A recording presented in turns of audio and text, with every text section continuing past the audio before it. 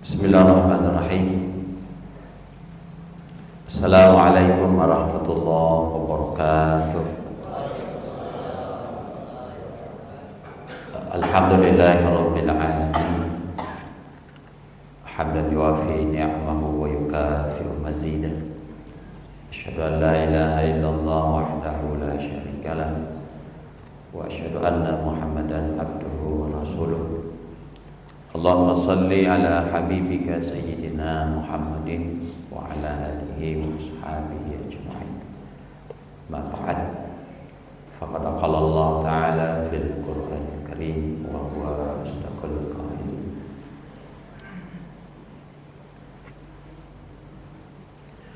A'udzu billahi minasy syaithanir rajim.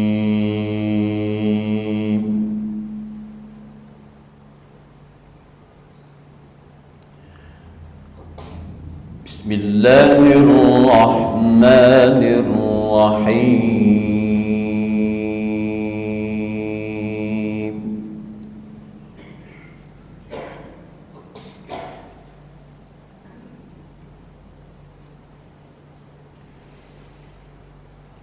Ya ayyuhalladzina amanu kutiba alaikumus siyam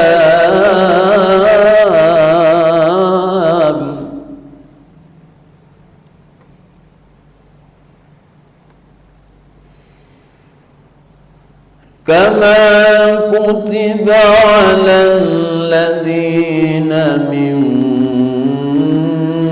qablikum la'allakum tattaqun.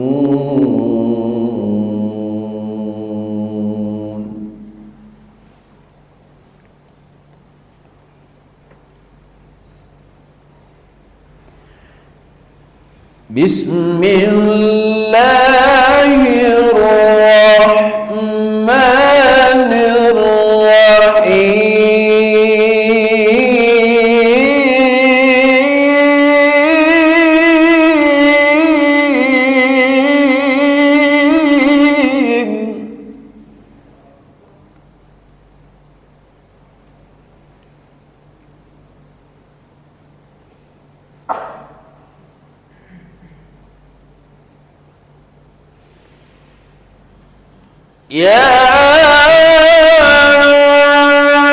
ayyatuhan nafsul mutmainnah turji'i ila rabbiki radiyatan mardiyah.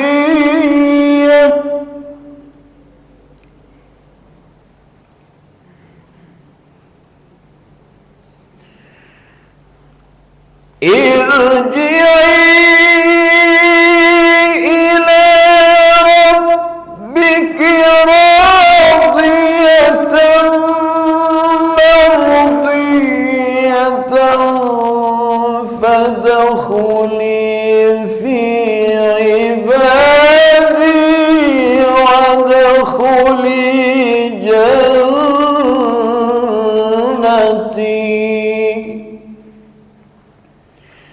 فادخلي في عبادي وادخلي جنتي.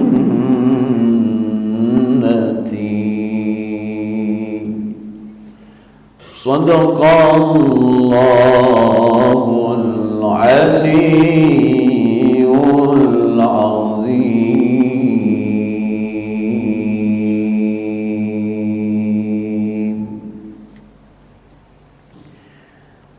Faqala Nabi sallallahu alaihi wasallam,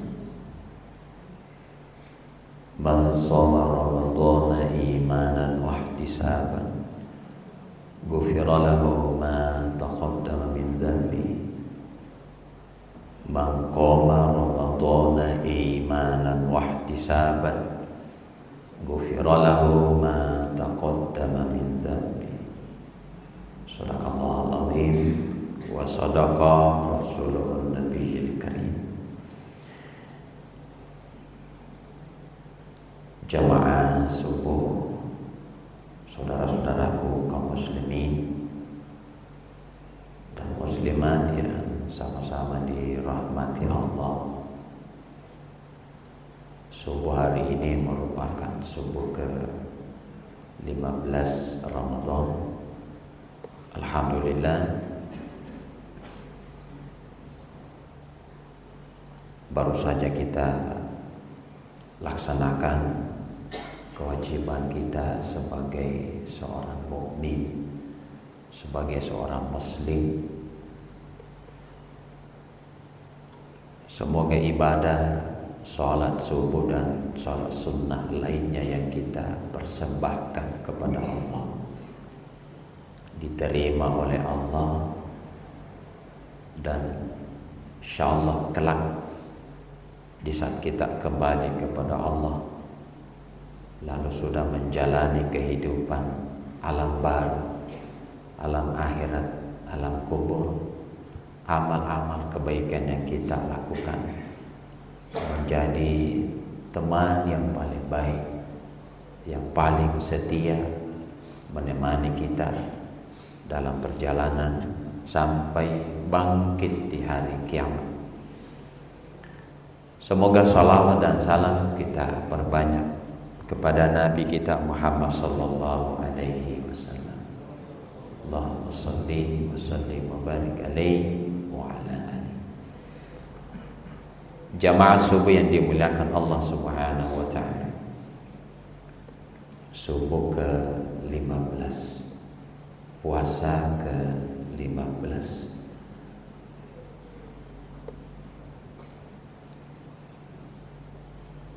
Kalau kita buka Al-Quran di surah Al-Baqarah tadi yang kita bacakan,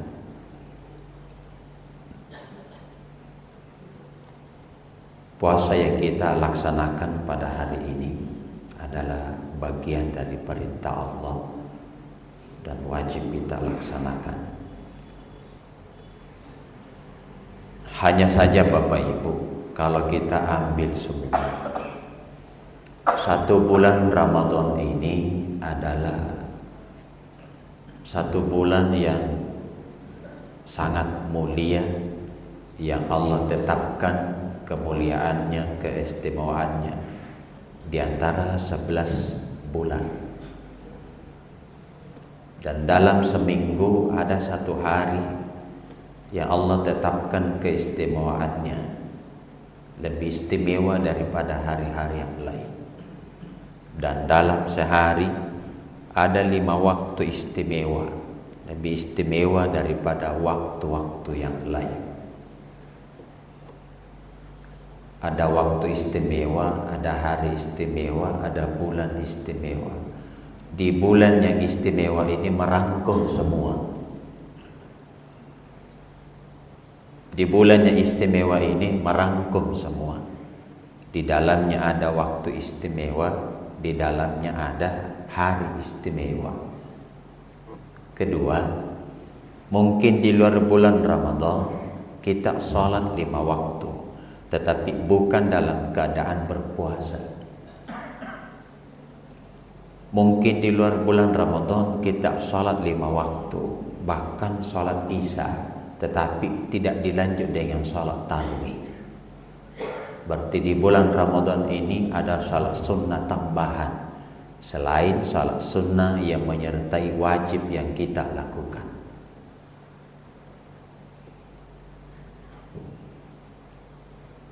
Tapi untuk apa itu semua Allah lakukan? Di bulan Ramadan ini ada tambahan perintah puasa, tapi sholat tetap kita lakukan. Waktu istimewa dalam bulan Ramadan ini tetap berlaku. Hanya bedanya kita sholat subuh hari ini dalam keadaan puasa, sebentar duhur dalam keadaan puasa, asar dalam keadaan berpuasa, kecuali maghrib dan isya. Tapi Bapak Ibu, subuh Zuhur, asar, yang mendampingi itu adalah puasa. Tapi maghrib, isya yang dampingi adalah salat tarawih. Jadi 3 waktu di siang hari istimewa karena didampingi puasa. 2 waktu di waktu malam istimewa karena didampingi salat sunnah tarawih 8 atau 20 dan sekian rakaat. Kira-kira salat isya atau salat maghrib yang kita lakukan di waktu bulan Ramadan ini, apakah sama keistimewaannya tanpa didampingi salat tarawih? Pak, kira-kira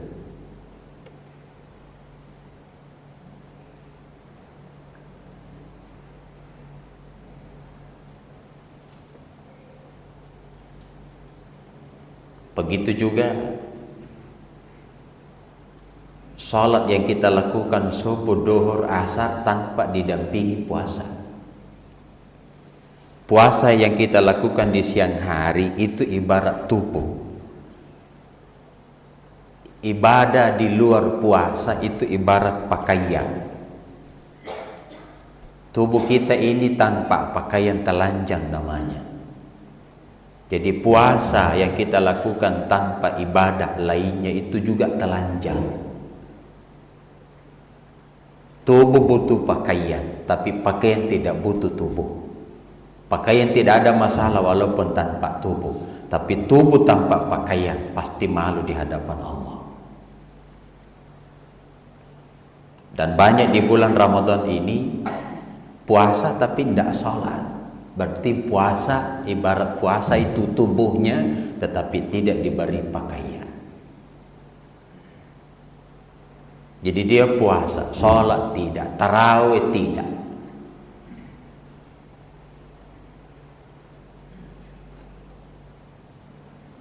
Makanya sangat istimewa. Itu baru satu penjelasan. Penjelasan kedua,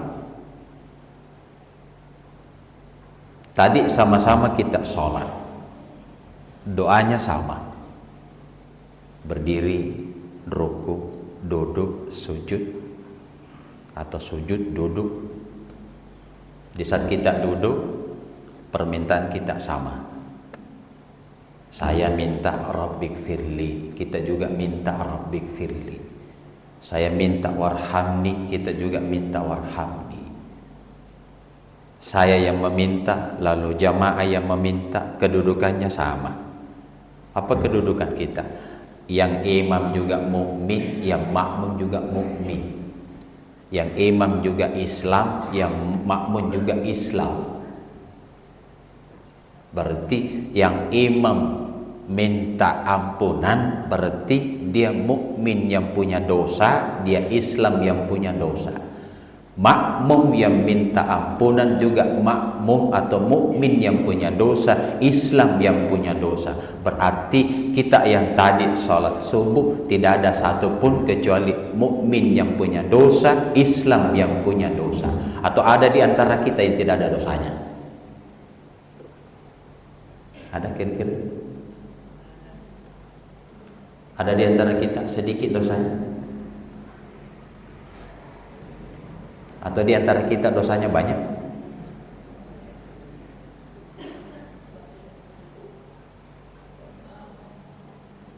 Berarti kita sepakat kita semua ini dosanya banyak.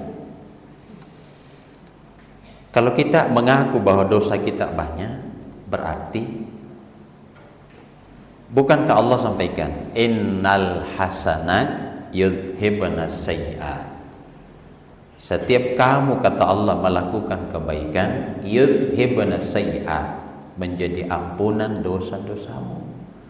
Berarti cukup rukuk kita, sujud kita, duduk kita, berdirinya kita sudah cukup menjadi ampunan. Tapi kenapa pada saat duduk disuruh lagi minta ampunan? Cukup duduk sudah dapat ampunan. Kenapa disuruh lagi minta ampunan? Perbuatan mendatangkan ampunan, permintaan pun mendatangkan ampunan. Kenapa disuruh dua-dua?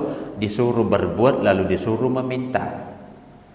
Ternyata gambarannya gampang.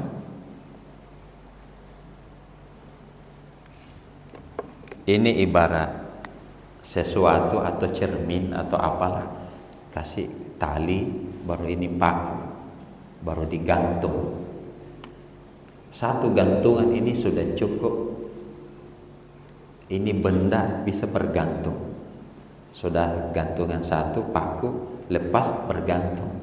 Tapi lebih kuat kalau dikasih paku lagi di bawahnya untuk menguatkan. Ternyata Bapak Ibu, ini ibarat gantungan perbuatan. Untuk menguatkan perbuatan ini, kasih penguat di bawahnya. Artinya permintaan itu penguat dari perbuatan. Bisa jadi kita berbuat tidak dapat ampunan, tapi bisa jadi meminta Allah kasih ampunan. Bisa dimengerti?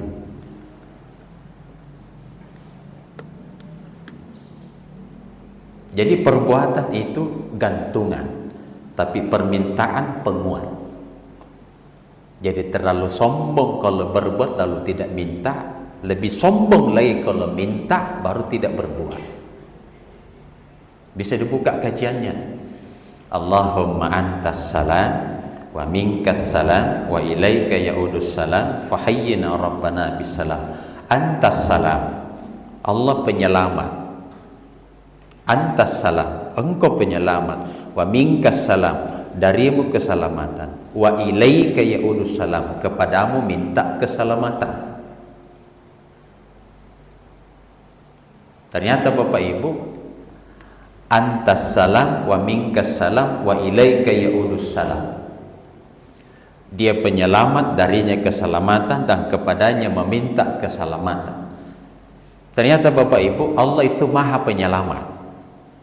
Tapi Nabi yang Allah utus itu juga penyelamat. Jadi Allah maha penyelamat, tapi Allah mengutus penyelamat. Makanya Nabi punya sahabat. Bagaimana hidupnya sahabat-sahabat yang dekat dengan penyelamat? Bagaimana kira-kira Pak? Abu Bakar, Umar, Utsman, Ali. Bagaimana hidupnya? Dekat dengan penyelamat. Muhammad manusia yang agung. 4 sahabat ini manusia yang dimuliakan oleh Allah. Ikut dimuliakan karena dekat dengan penyelamat. Bagaimana keluarga Rasulullah? Istrinya, anak-anaknya dimuliakan oleh Allah karena Muhammad adalah penyelamat. Tidak mungkin keluarganya tidak diselamatkan oleh Allah. Itu baru Nabi. Nah, Al-Quran yang Allah turunkan itu penyelamat. Al-Quran yang Allah turunkan itu penyelamat. Siapa yang menjadikan Al-Quran sebagai penyelamat, wala anin nari mahraban, Al-Quran akan menjadi dinding sehingga Allah haramkan azab kubur baginya, Allah haramkan azab neraka baginya kalau Al-Quran mampu dijadikan sebagai penyelamat. Nah, kita buka ayat pertama, hudal lil muttaqin. Al-Quran adalah petunjuk. Ternyata melalui Al-Quran di situ jelas ada perintah, ada larangan. Perintah itu penyelamat, larangan juga penyelamat. Perintah jadi penyelamat kalau dilakukan, larangan juga jadi penyelamat kalau kita tinggalkan. Jadi kalau mau logisnya, Allah maha penyelamat, lalu kita meminta keselamatan kepadanya, maka ulama mengatakan bodohnya manusia meminta keselamatan kepadanya sementara meninggalkan penyelamat. Sambut dulu penyelamat, baru kamu minta keselamatan supaya menjadi penguat. Bukankah kalau minta keselamatan kepada Allah untuk menguatkan? Apa yang dikuatkan? Semua penyelamat yang kita lakukan. Nah, masuk ke dalam masjid, perintah itu penyelamat. Ada tahiyatul masjid. Kalau dia lakukan berarti sudah punya penyelamat satu. Kalau dia lakukan sunnah sebelum subuh, dia dapatkan lagi penyelamat 2. Dia berarti kita hidup di muka bumi ini untuk mengumpulkan penyelamat. Maka Allah katakan, jika kamu pulang kembali kepadaku, bawalah bekal. Bekal maksudnya adalah bawa penyelamat. Jika penyelamat yang kamu bawa tidak mampu menyelamatkan dirimu, maka ada 2 yang paling berharga. Kalau bukan 1, 2. Kalau bukan 2, 1 saja. Ternyata ada 2 penyelamat yang kita bawa pulang. Ini tafsir surah Al-Asr. Illal ladzina amanu wa amilus solihat. Iman itu modal, amal itu keuntungan. Jadi kalau kita pulang bawa dua, bawa modal, bawa untung, berarti bawa dua penyelamat. Tapi kalau tidak bisa bawa penyelamat berupa keuntungan amal soleh, maka Allah katakan bawa modalmu. Keimanan yang kamu bawa adalah penyelamatmu. Tapi kalau kau pulang penyelamat yang namanya keimanan tidak juga kamu bawa, maka tidak ada penyelamat satupun. Walaupun aku penyelamat, zat yang maha penyelamat, kamu tidak mendapatkan keselamatan dariku karena keimanan tidak kau bawa. Berarti sudah bisa disimpulkan. Jadi tadi Pak yang masuk tidak salat sunnah subuh berarti kurang penyelamatnya. Berarti kita datang ke masjid mengumpulkan penyelamat. Puasa yang kita lakukan sebulan ini penyelamat. Tarawih yang kita lakukan setiap malam itu penyelamat. Itu pun belum dijamin apa Allah terima atau tidak, karena ada namanya perjalanan. Ada perjalanan fisik, ada perjalanan amal, ada perjalanan ruh.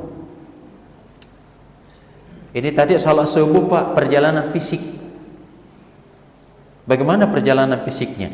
Kita mulai dari takbir Allahu Akbar, tutup dengan salam. Itu perjalanan fisik. Tapi amalnya, kalau kita sholat berarti ada amal sholat dinaikkan. Pertanyaannya, apakah amal sholat kita tadi sampai kepada Allah? Kalau sampai berarti sholat subuhnya diterima. Tapi kalau amal tidak sampai berarti amal sholat subuh kita ditolak oleh Allah.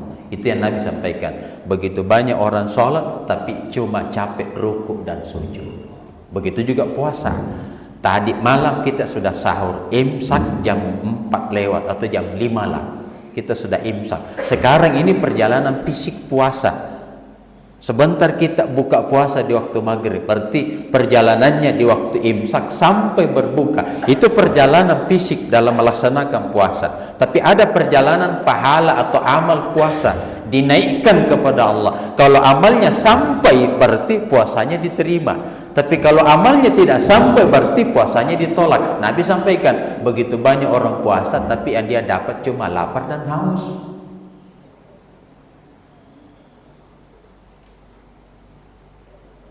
Nah, baru perjalanan amal, perjalanan ruh. Ruh suatu saat kalau kita kembali kepada Allah, hidup di alam kubur yang temani amal. Tapi kalau perjalanan amal saja kepada Allah tidak sampai, bagaimana bisa amal jadi temannya ruh? Kalau amalnya sampai berarti ibadahnya diterima. Amalnya sampai berarti amal bisa jadi temannya ruh. Perjalanan ruh kita kembali kepada Allah, alam kubur sampai bangkit di hari kiamat, tak gampang. Tapi yang jelas Bapak Ibu, masuk ke masjid, kumpulkan penyelamat. Mumpun masih ada kesempatan kita kumpulkan, jangan malas. Yang kedua, tidak ada yang datang ke masjid kecuali dalam keadaan beriman, berarti punya modal. Orang yang punya modal berarti maunya kumpulkan keuntungan. Jadi kalau masuk ke masjid dalam keadaan beriman, kalau tahiyatul masjid berarti dia sudah mengumpulkan keuntungan satu. Kira-kira Pak, orang yang punya modal suka mana? Suka rugi atau suka untung? Suka untung. Berarti orang yang masuk ke masjid dalam keadaan beriman, tahiyatul masjid untung satu. Tapi kalau tidak tahiyatul masjid, rugi satu. Pilih mana? Untung satu atau rugi satu? Bisa buka lasor. Orang yang datang dalam keadaan beriman di masjid tapi meninggalkan sunnah, tidak berdosa tapi rugi. Nah, kalau punya akal pasti ditanya, pilih mana? Pilih rugi, pilih untung. Jadi walaupun datang ke masjid dalam keadaan beriman tapi meninggalkan, melalaikan yang seharusnya dia kumpulkan, Allah katakan rugi walaupun kamu beriman datang di rumahku. Mestinya dikumpul. Jadi kalau datang ke masjid yang dia kumpulkan cuma salat subuh, berapa ruginya? Tahiyatul masjid rugi, sunnah sebelum subuh rugi, untungnya cuma satu. Berarti dia keluar dari masjid, dua yang dia dapatkan, mengumpulkan kerugian dan mengumpulkan keuntungan. Malah lebih banyak ruginya, tapi tidak dia sadari. Kalau dia paham bahwa orang beriman itu berarti datang ke masjid membawa bekal atau modal yang namanya keimanan, pasti dia tidak tinggalkan namanya sunnah. Kalau dia paham, karena melakukan sunnah sama saja mengumpulkan keuntungan. Itu belum pembahasan ketiga. Tadi kita sudah sampaikan dari awal, tidak ada yang datang ini kecuali dua posisi kita, mukmin, Islam. Mukmin yang punya dosa, Islam yang punya dosa. Apa yang kita harapkan kalau punya dosa? Ampunan. Maka Allah bilang, kalau kamu tahiyatul masjid, berarti kamu bilas dosamu dengan tahiyatul masjid. Kalau kamu sunnah sebelum subuh, berarti kamu bilas lagi dosamu dengan sunnah sebelum subuh. Kalau kamu salat subuh, berarti kamu bilas lagi dosamu dengan salat subuh. Alhamdulillah. Itu pun dibilas dengan 3 salat belum tentu hilang semua dosa-dosa kita keluar dari masjid. Jadi kalau dia pahami bahwa dilakukan sunnah berpahala, ditinggal tidak ada dosanya, iya betul. Tapi kamu datang dalam keadaan kotor bawa dosa, mestinya datang ke masjid untuk membilas dosa-dosamu. Kalau di situ pikirannya, Pak, insya Allah tidak malas lagi. Karena Allah siapkan 2 pembilas, pembilas di dunia dan pembilas di akhirat. Pembilasnya akhirat cuma 2, azab kubur, azab api neraka. Tapi kalau di dunia Allah bilas kita, Allah bilang, bilaslah dosa-dosamu dengan caramu sendiri. Makanya Pak, tahiyatul masjid tidak dipaksa. Karena Allah bilang, bilaslah dosamu dengan caramu sendiri. Artinya kalau mau salat subuh silakan, kalau tidak mau terserah. Kalau mau tahiyatul masjid silakan, kalau tidak mau terserah. Mau sunat subuh silakan, mau tidak terserah. Tapi bilaslah dengan caramu sendiri. Tidak menyiksa dirimu, cuma capek kalau kamu bilas dirimu dengan caramu sendiri. Tapi aku yang membilas nanti di akhirat, kamu akan menderita dan tidak sanggup kalau aku yang membilas dosa-dosamu dengan caraku sendiri. Jadi Allah itu punya 2 cara, caramu, caraku. Kalau caramu buat kamu capek, kalau caraku buat kamu menderita. Bisa buka ayat. Inna azabi lasyadid. Allah bilang, azab akhirat sangat pedih, tidak sanggup kalau aku yang membilas dosa-dosa. Makanya Allah suruh, a'udzubika min azabi jahannam wa min azabil qabri. Jadi Allah mau nanti kita pulang tidak ada lagi dosa yang kita bawa, karena kita sudah fitrahkan, kita sudah bilas semua dengan cara kita sendiri. Tapi kalau malas Pak, tidak, paling datang ke masjid salat subuh doang, sudah itu pulang. Mestinya 3 kali dibilas, dia cuma bilas 1 kali. Jadi mudah-mudahan ceramah seperti ini bisa merubah, bisa lebih dewasa ibadah kita. Jangan selalu bilang sunnah ji, dilakukan pahala tinggi tidak ada dosanya. Berhenti di situ. Kasih naik lagi pemahaman. Datang ke masjid mengumpulkan keuntungan. Datang ke masjid membilas dosa-dosaku. Ada lagi 1 materinya. Masih ada 5 menit jam 6. Tidak apa-apa Pak ya? Kita tambah lagi 1. Yang 1.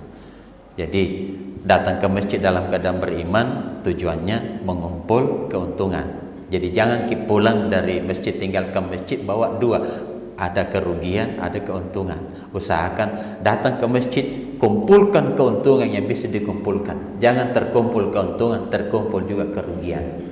Yang kedua, datang ke masjid untuk membilas dosa-dosa kita. Jadi kalau kita puasa, mulai dari imsak sampai buka puasa, dibilas oleh Allah. Lebih lama. Kalau kita salat subuh paling 10 menit, 20 menit, di situ lamanya kita dibilas. Tapi puasa dari jam 5 sampai jam 6 lewat, begitu lama. Masa adakah kira-kira dosa yang tersisa kalau lama begitu dibilas? Dan bukan 1 hari, sebulan. Subhanallah. Makanya Allah bilang, kalau sholat yang kamu lakukan tidak mampu membilas seluruh dosa-dosamu, biar puasa yang membilas dosa-dosamu. Makanya dilarang makan. Dan itu ada hikmah di situ. Kenapa kalau kita perjalanan fisik menahan diri tidak makan tidak minum, perjalanan puasa menahan diri, subhanallah. Diisi dulu makanan Pak di waktu kita sahur. Karena ini fisik akan melakukan perjalanan fisik, menahan diri tidak makan tidak minum. Jadi kalau tidak makan tidak minum tidak ada masalah, kan sudah diisi. Itu fisik. Fisik saja mau melakukan perjalanan dibekali dengan makanan. Jadi kalau roh mau melakukan perjalanan di alam barzah sampai hari kiamat, apa cukup amal yang kita kumpulkan di dunia? Kalau fisik yang mau melakukan perjalanan paling 1 piring 2 piring, tapi roh yang mau melakukan perjalanan dari roh dalam barzah sampai bangkit dari kiamat, apa cukup amal sedekah kita, amal puasa kita, amal-amal yang lain? Ali sahabat Rasulullah selalu bilang, ya Allah, sudah begitu banyak ibadah aku lakukan, tapi apa cukup jadi bekalku di alam kubur sampai bangkit di hari kiamat? Menangis dia kepada Allah, merasa amal-amalnya kurang. Padahal sahabat Rasulullah yang dimuliakan oleh Allah. Kita belum apa-apa, hanya umat doang Rasulullah. Salat sunnah malas, salat tarawih malas. Baru mau bahagia ruhnya dalam kubur nanti, subhanallah, tak bisa. Mudah-mudahan ini bisa menyadarkan kita.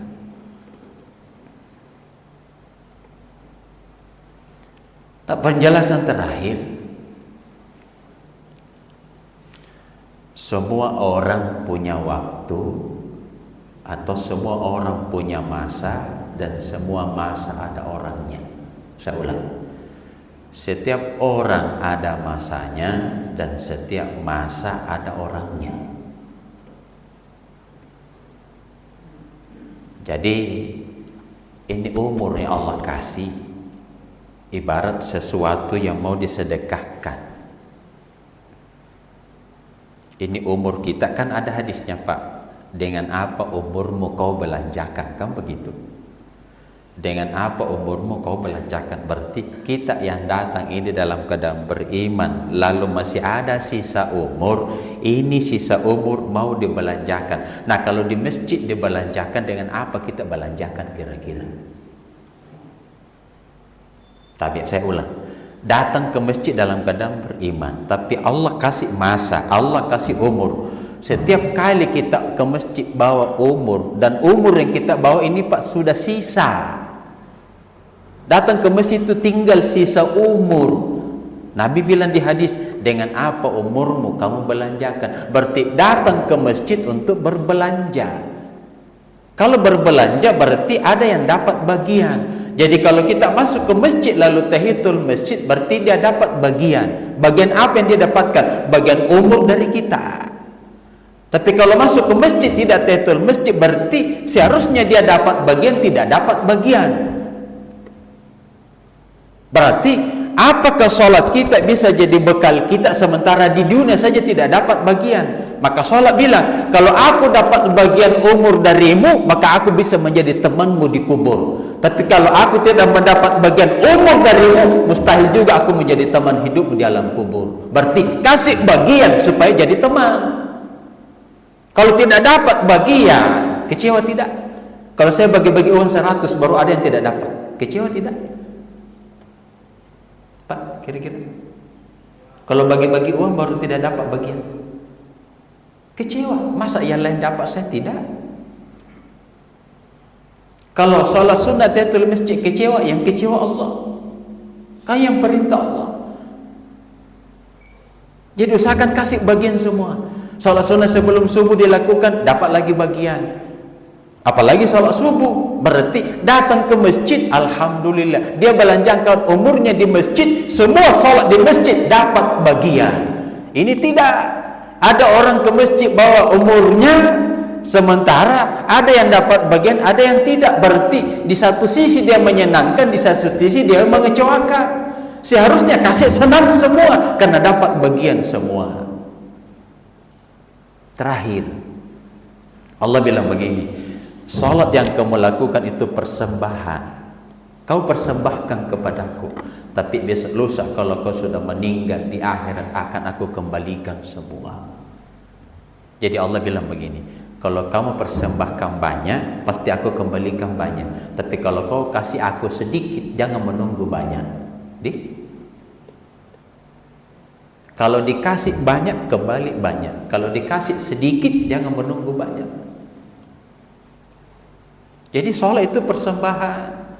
Allah senang Pak kalau dipersembahkan banyak. Nah, kalau dikasih kembali nanti, makanya Allah bilang, kalau baru kamu yang mempersembahkan ibadahmu, tidak apa-apa, kamu belum merasa apa-apa. Tapi besok lusa kalau sudah aku kembalikan, lalu kamu sangat butuh bekal yang banyak, baru menyesal. Buka Quran surah Al-Fajr, yaqulu ya laitani qaddamtu li hayati. Kenapa ya Allah saya tidak persiapkan bekal untuk hidup kok sekarang? Baru berpikir, kenapa dulu tidak dipersembahkan kepada Allah banyak, padahal Allah akan kembalikan kepadaku. Maka Allah simpulkan di situ di ayat, jika di dunia kau persembahkan ibadahmu, belum seberapa yang kau rasakan, kalau baru kau yang mempersembahkan. Tapi jika aku sudah kembalikan persembahanmu, baru kau menyesal. Qaddamtu li hayati. Kenapa tidak aku persiapkan bekal begitu banyak? Intinya kasih banyak supaya pulang banyak. Jangan memberi sedikit lalu menunggu banyak. Itu pun syukur-syukur Pak, satu yang kita persembahkan Allah kasih kembali 10. Arsyu'an salihah, kita persembahkan 1, Allah kasih 10. Jadi dikasih 3, Allah kembalikan 30. Belum lagi dilipat gandakan sekian. Itu pun masih malas orang Pak, padahal Allah lipat gandakan kali 10. Seandainya lagi kalau Allah tidak lipat gandakan kali 10, lebih malas mungkin manusia. Dikali 10 saja masih ada yang malas mempersembahkan banyak, apalagi tidak dilipat gandakan. Subhanallah. Sudah jam 6, setengah jam saya ceramah. Semoga bermanfaat Bapak Ibu, bisa menambah wawasan kita, bisa merubah. Ini masih hari ke-15. Jadi tapi Bapak Ibu, mana lebih lama Pak salat tarawih daripada salat 5 waktu? Lebih lama salat tarawih, berarti dibilas berapa jam?